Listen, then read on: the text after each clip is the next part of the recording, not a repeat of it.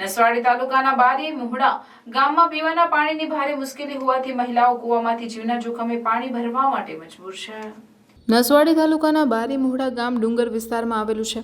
ગામમાં બારી ફળિયું અને નિશાળ ફળિયું આવેલું છે, જ્યાં 25 જેટલા ઘરો આવેલા છે અને 150 જેટલા લોકોની વસ્તી ધરાવતા આ બે ફળિયા છે। આ ફળિયામાં બોર અને હેન્ડપંપ છે, પરંતુ બંધ હાલતમાં છે। હાલમાં કાળઝાળ ગરમીમાં નદી અને કોતરોમાં પાણી પણ સુકાઈ ગયું છે, જેના લીધે આ બંને ફળિયાની મહિલાઓને પાણી માટે ભારે મુશ્કેલીઓ પડી રહી છે।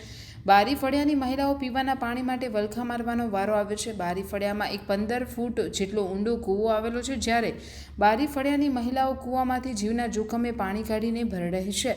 તે કૂવાનું પાણી કચરાવાળું, જીવાતવાળું, ગંદુ પણ છે, પરંતુ પાણી માટે બીજો કોઈ સ્ત્રોત ના હોવાને લીધે આ ગંદુ પાણી પીવાના લીધે ગ્રામજનોમાં બીમારી પણ આવે છે।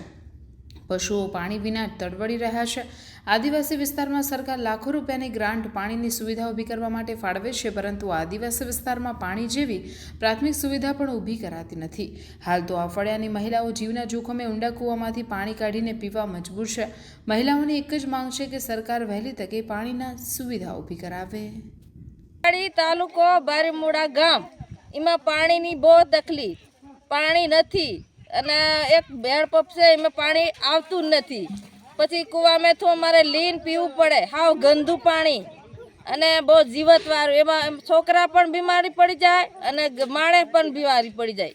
એમાં અમને દુઃખ બહુ પડે અને અમે ગમે તે તમને કરવું પડે। આ કૂવા જોઈને તમે જાઓ, કેવું પાણીનું બહુ તકલીફ, હાવ ખાડાનું પીતા એવું અમને લાગે, બીમારી બહુ પડે એવું છે અમારે। અહીં કંઈ છે નહીં, અહીં પાણીનો ઓલું અહીં કોઈ આવતું નથી, પાણી બતવા દેખવા કોઈ આવતું નથી। એક જ બોરિંગ છે અમારે અહીં અને નીચે ઉતરી ગયું પાણી, એટલે અમારે ખાડાનું જ પાણી પીવું પડે। નસવાડી તાલુકો બારીમુહડા ગામ કરીને છે, જે અહીંયા માત્ર એક કૂવો છે, એના વર્ષોથી અમે લોકો પાણી પીએ છીએ। સરકારને અમે વારંવાર વિનંતી કરીએ છીએ કે એક હેન્ડપંપ માત્ર મૂકી આપેલો છે, અમને એ પણ બગડેલો છે। વારંવાર અમે રજૂઆત કરીએ છીએ સરપંચને, જિલ્લા સદસ્યને, કોઈ બી જણને, એક પણ અમારું એ હેન્ડપંપ નથી મૂકી આપતા। માત્ર એક હેન્ડપંપ છે, એ પણ બગડેલો છે। નાતા કરીને દેડકા જે જીવજંતુ મરે છે, અમારે ના છૂટકે પાણી પીવું પડે છે આ કૂવાનું, અને એના લીધે બાળકો પણ બીમાર પડે છે અને ઉંમરલાયક લોકોને પણ ઘણી તકલીફ પડે છે। ના છૂટકે ડોળું પાણી આજે પીવું પડે છે અમારે। એટલે સરકારને વિનંતી કરીએ છીએ કે જેથી જલ્દી અમને મહિનાની અંદર નિરાકરણ લાવીને 1-2 હેન્ડપંપની અમને સુવિધા કરી આપે।